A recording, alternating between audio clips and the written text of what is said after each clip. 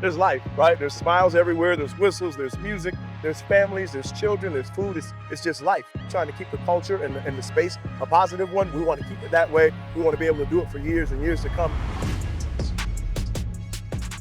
We've got local vendors, hoping to be a blessing to them. We've got businesses that are here just already in the downtown area that are seeing some of the traffic from it. We've got people that come from outside of the city and they bring wealth into the city. And just it's a shining light for our city, right? So this place was destroyed by flood back in '72. And so we've been trying to kind of recover and bring good things back to the city ever since then.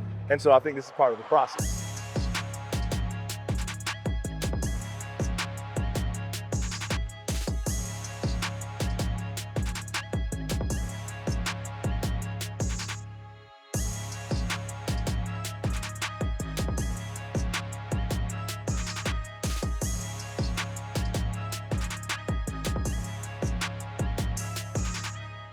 Bringing unity and community here is huge. I mean, look at all the ages, from old to young. There's animals. There's such a variety of people here today. I mean, this is our vision for Elmira Downtown Development.